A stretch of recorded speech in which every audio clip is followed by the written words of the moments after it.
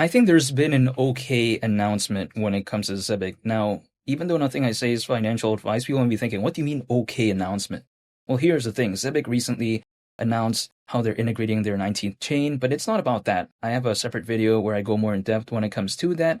However, in this video, I want to talk about something which I think isn't as dynamic as that, but it's still pretty okay. Because not too long ago, Zebec Cards, yet again, they announced how they're basically partnering up with something called Unity, right? Now, Unity, I've never heard about it before when it comes to this as a project, right? However, when I see this, I do see that Unity is basically trying to deliver real-time data to help carriers and enterprises kind of like optimize their performance and stuff like that. So it is pretty cool. I mean, again, I've never heard about it before, but I do find it pretty cool. And I actually see that Shiba Inu is following them. So yeah, I think that's pretty cool. And of course, I'm talking about on X, right? But I'm just saying, when it comes to something like Zebec, yeah, I mean, it's pretty cool. Now, when it comes to the Zebec cards, I get it. Kind of the attention for it isn't necessarily the best.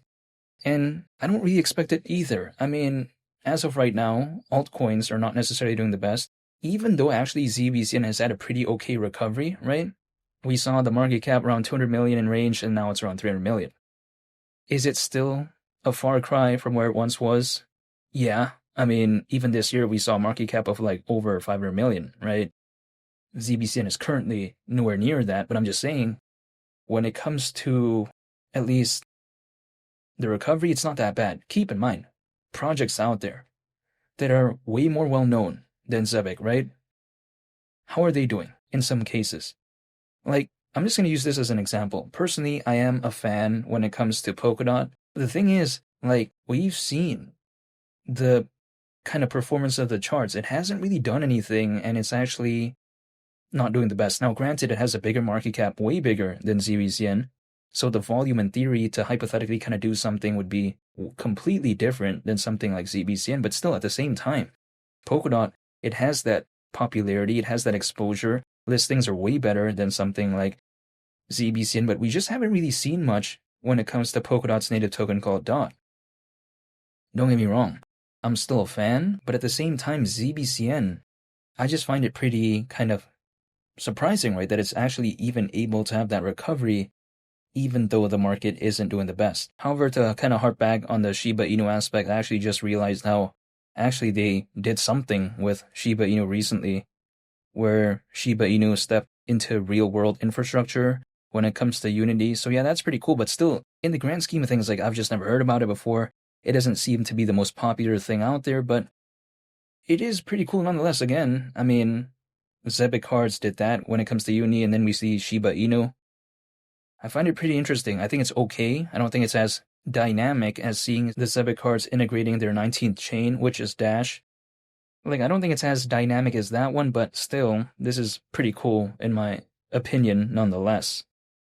Now, my point of view is that when it comes to Zebec, what I find pretty interesting is that how it actually allegedly has over 50 licenses globally, which is pretty interesting. I mean, like, sometimes people don't really consider that when it comes to Zebec, because ZBCN clearly is not the biggest project out there, and I don't think it's going to be either.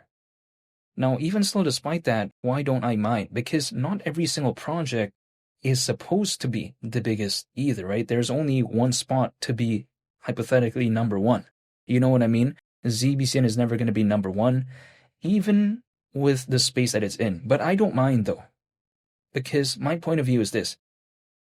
If I'm running a marathon, do I need to be first place? No, I don't. I am not an athlete. I am not trying to win any competition. Personally, for me, I'm just trying to finish the marathon. Like, I don't think it's going to ever become bigger than Stellar, you know? But it doesn't need to. I mean, like, for instance, if ZBCN, hypothetically, in a situation, for whatever reason, let's say 10 cents, at that point, market cap considering current circulating supply would be around 9.5 billion. Like, that is not such a groundbreaking achievement. Like, it's not going to be anything too legendary or something like that. We've never seen ZBCN reach that before, but I'm just saying, it's not like such a outlandish like thing, and I kind of feel like it doesn't really need to be the best either. I mean, if I take a look at it, right? XLM not too long ago, the market cap was what, around 15 billion? That was just back in July. You know what I mean? And was that even during an altcoin season? I don't think so, actually. Like, ZBCN at 10 cents, considering current circulating supply, market cap would be around 9.5 billion. So the thing is, when it comes to something like ZBCN, I get it. It has pretty cool aspects to me, like has an aspect of Solana. I don't expect it to be the biggest, but it doesn't necessarily need to be either. But sometimes a lot of my friends out there, they like to say, oh, if it doesn't become the biggest, then it's this, then it's that. But again, sometimes I take a look at things like not that everything has to be number one. That's just my point of view. Like, for instance, is Stellar ever going to become number one? No, I don't think so. I think it's always going to have that number two spot when it comes to that payments and global trade and finance space, but it doesn't really need to be number one anyways. I mean, again, not too long ago, the market cap of XLM was around 15 billion. Like, it doesn't need to be number one. That's my perspective. However, even besides that, when I take a look at Zebec, what I think sometimes people don't really consider is that it is part of the Circle Lines program, so that's pretty cool.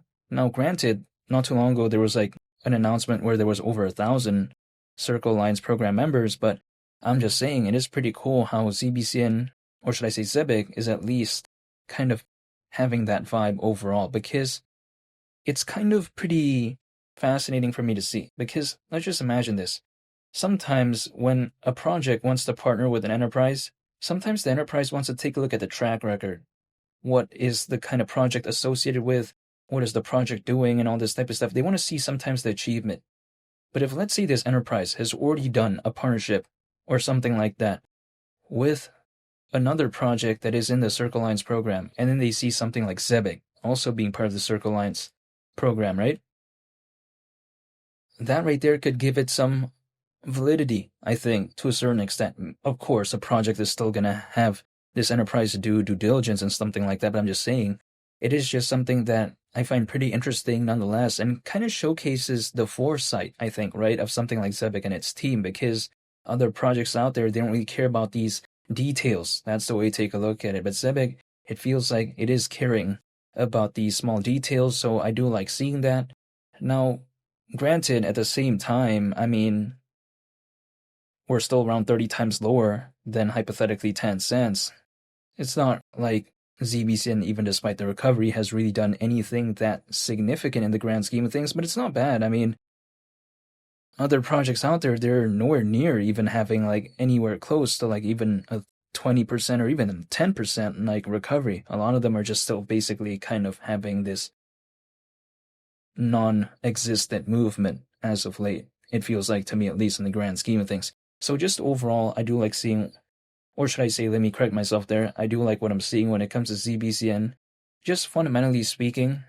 Now, when it comes to the price, of course, is a different case.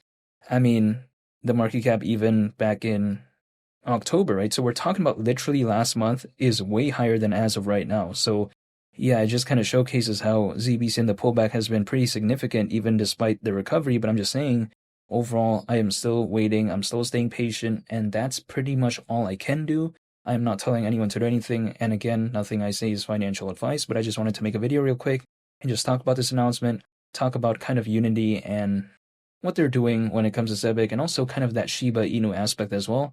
So yeah, that's pretty much about it. I hope y'all have a nice day. It's Lee the Captain, and I'll catch y'all on the next one. I'm out. Peace. Bye.